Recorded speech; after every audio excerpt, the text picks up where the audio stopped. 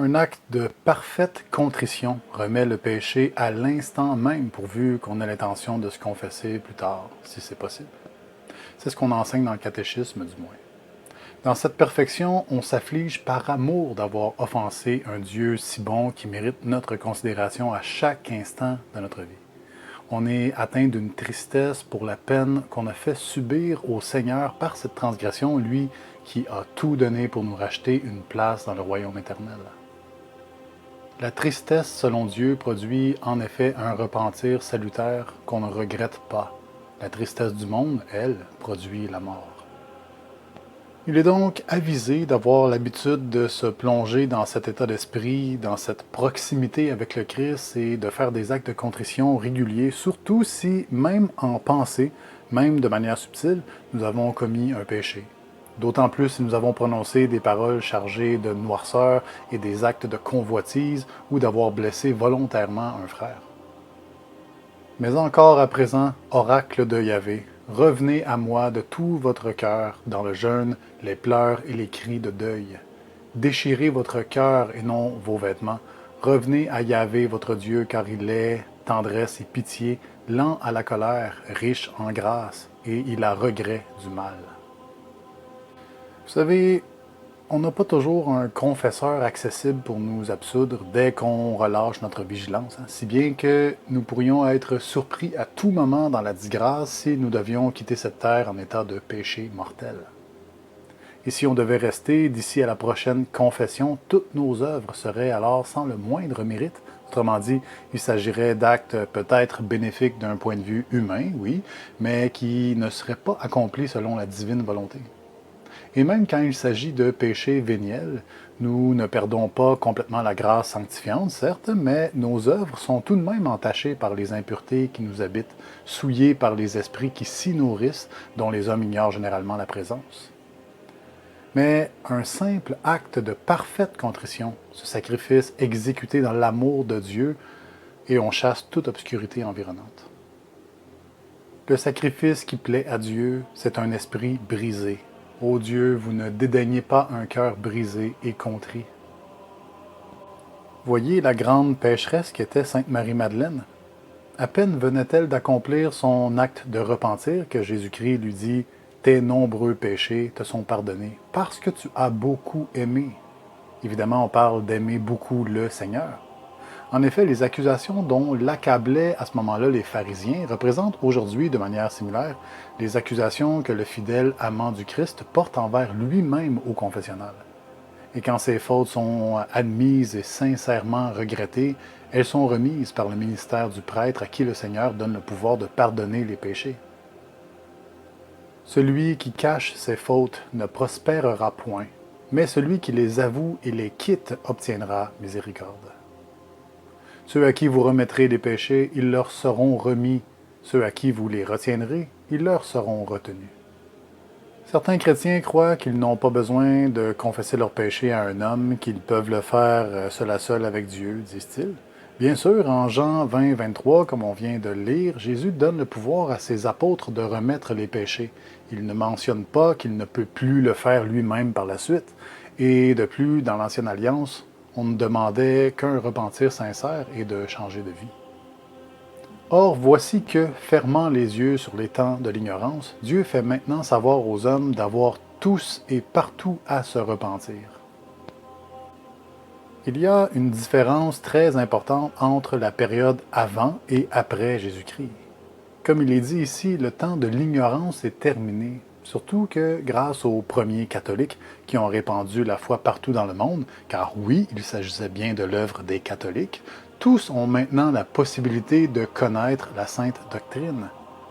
Et donc, depuis, les apôtres disent « Confessez donc vos péchés les uns aux autres et priez les uns pour les autres, afin que vous soyez guéris. » Il faut bien comprendre ceci. Dieu se donne la peine d'établir des lois, et pas seulement pour les hommes, mais pour tout l'univers. Est-ce qu'il peut passer outre ces lois? Bien sûr qu'il le peut.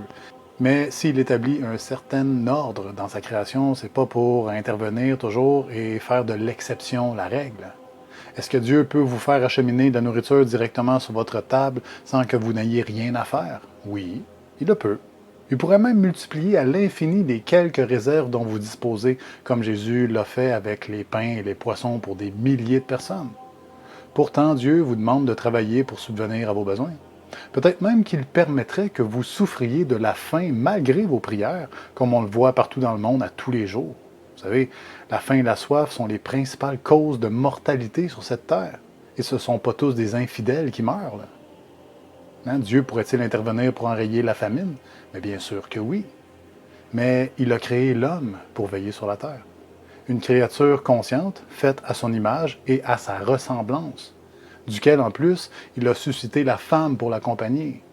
Et puisqu'il demande à l'homme d'aimer son prochain comme il s'aime lui-même, pourquoi ce dernier n'assure-t-il pas la responsabilité que le Seigneur lui a donnée? Que fait l'homme des dons qu'il a reçus de Dieu? Voyez, Dieu met en place des lois, une structure. Toute chose doit remplir sa fonction prévue. Mais Dieu subsisterait-il sans sa création? Mais certainement. Dans cet ordre de logique, le Seigneur a institué une Église dans le monde et par celle-ci une structure, un fonctionnement. De cette manière, il responsabilise l'homme et le fait participer à son œuvre de rédemption. Par exemple, encore en Jacques, on peut lire « Quelqu'un parmi vous est-il malade?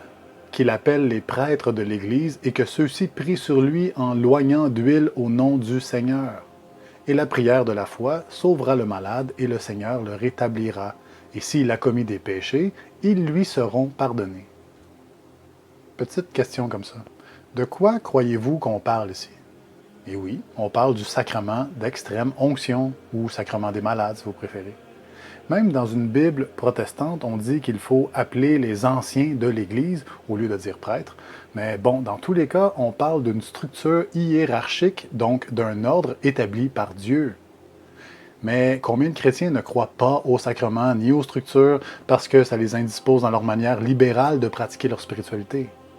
Dieu peut-il guérir le malade sans passer par la prière des anciens, des prêtres et sans passer par l'onction de l'huile?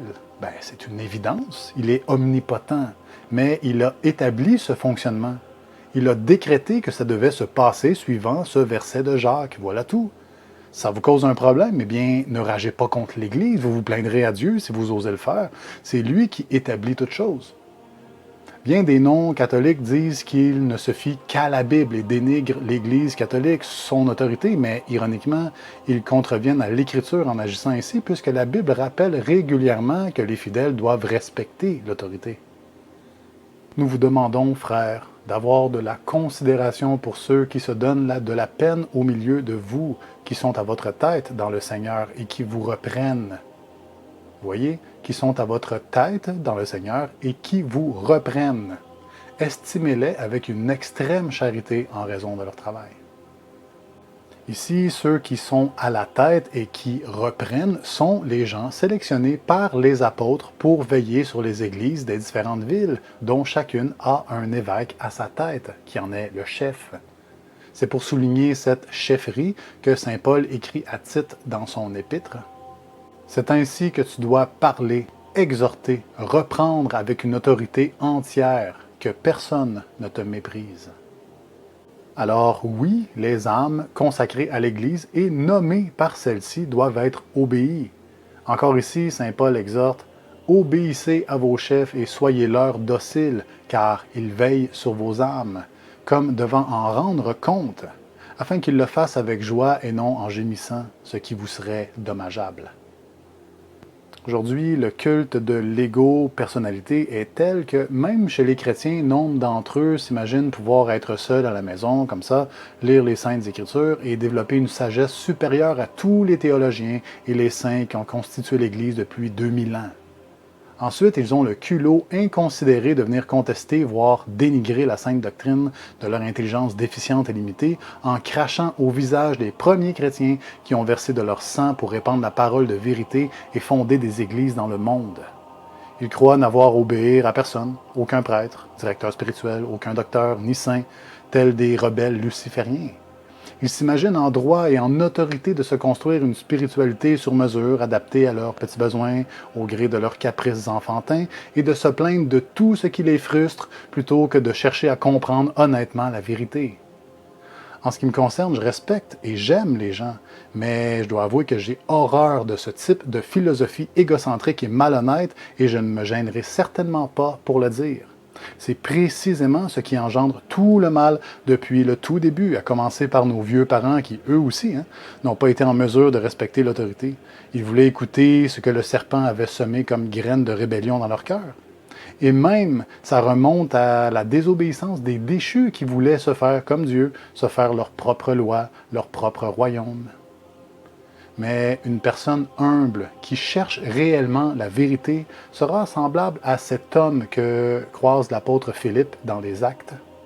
Philippe y courut et il entendit que l'eunuque lisait le prophète Isaïe. Il lui demanda « Comprends-tu donc ce que tu lis ?» « Et comment le pourrais-je, dit-il, si personne ne me guide ?» Et il invita Philippe à monter et à s'asseoir près de lui. Alors oui, il invite Philippe afin qu'il lui explique ce qu'il pourrait ne pas comprendre ou mal interpréter. Pourquoi? Eh bien, parce que Philippe est une autorité de l'Église et pas lui. En effet, l'humble serviteur tient compte de la sagesse d'hommes plus grands et plus saints que lui. Et ce qui est bien dans le fait d'être catholique, c'est qu'on ne manque vraiment pas d'exemples à suivre.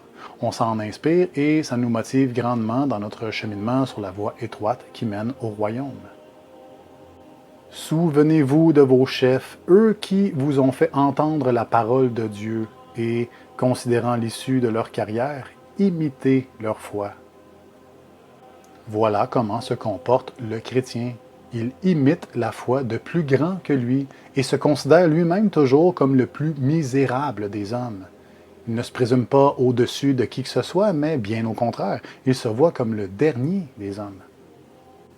N'accordez rien à l'esprit de parti, rien à la vaine gloire, mais que chacun par humilité estime les autres supérieurs à soi.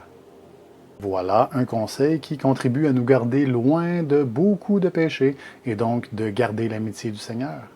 Pour revenir sur le sujet, l'acte de contrition régulier est d'une grande importance après un examen de conscience digne de ce nom. Puisque j'ai parlé beaucoup de la pertinence de suivre l'exemple d'âmes saintes, voici des sages propos sur le sujet. Saint Jean-Marie Vianney, connu sous le nom du curé d'Ars, disait « Un chrétien sans examen de conscience est comme un soldat qui se bat les yeux bandés. » Sur cette modeste chaîne, je ne parle que de l'importance de cultiver la sainteté, la faire croître en nous tous les jours en se gardant le plus possible dans la grâce sanctifiante. Le serviteur du Christ Jésus ne peut négliger cet aspect, sinon, en effet, il sera seulement un combattant aveugle qui certainement fera plus de tort à ses semblables qu'autre chose.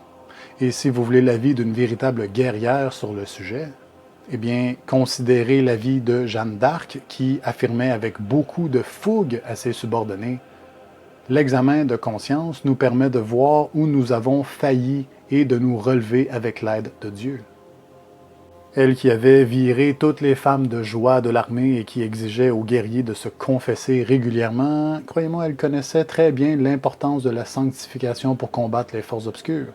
Bien entendu, avant la confession, idéalement, il faut être déjà repentant, déjà avoir entamé un cheminement par la contrition, d'où le rôle de l'examen de conscience. Saint François de Sales disait à son tour « Faites un examen de conscience quotidien avant de vous coucher. Cela vous permettra de vous repentir de vos péchés et de vous endormir dans la paix. » Dans l'idéal, après un examen de conscience avant la nuit, le dévot prend la résolution d'être le lendemain un peu plus saint que la veille, plus fidèle, plus soumis à la divine majesté. Le fait d'y arriver factuellement n'est pas si important, par contre, en avoir la volonté, voilà ce qui compte. Le Seigneur se charge ensuite de nous donner la grâce nécessaire, ou non, et même quand il ne le fait pas, quand il ne nous donne pas sa grâce, il y a quelque chose à comprendre dans ceci. Mes chers frères et sœurs, je vous laisse maintenant sur l'acte de contrition traditionnellement récité à la fin d'une confession et dont vous pouvez vous servir tous les jours. Évidemment, cherchez à comprendre la profondeur, hein, et ne faites pas seulement que réciter bêtement les paroles. Mon Dieu, j'ai un extrême regret de vous avoir offensé, parce que vous êtes infiniment bon, infiniment aimable, et que le péché vous déplaît. Pardonnez-moi par les mérites de Jésus-Christ, mon Sauveur, je me propose, moyennant votre sainte grâce, de ne plus vous offenser et de faire pénitence. Allez au sacrement de la confession ou, si vous préférez, de la réconciliation, parce que le Seigneur désire que nous procédions ainsi par humilité. Il a chargé des ministres qui non seulement peuvent vous absoudre au nom de Jésus-Christ, mais qui sauront aussi vous conseiller. Vous avez commis des fautes concrètement contre les hommes, alors il faut s'en repentir tout aussi concrètement en s'humiliant devant un homme dont c'est la charge. Ne faites pas comme les rebelles et les indociles qui ont le Seigneur sur les lèvres, mais qui refusent de se soumettre, préférant leur jugement que les décrets du ciel. Renoncez à votre orgueil, à vous-même, chargez-vous de votre croix, celle que Dieu vous destine, et suivez ses pas. Puisse le Seigneur Jésus-Christ vous donner les grâces de contrition nécessaires à votre salut. Soyez tous bénis.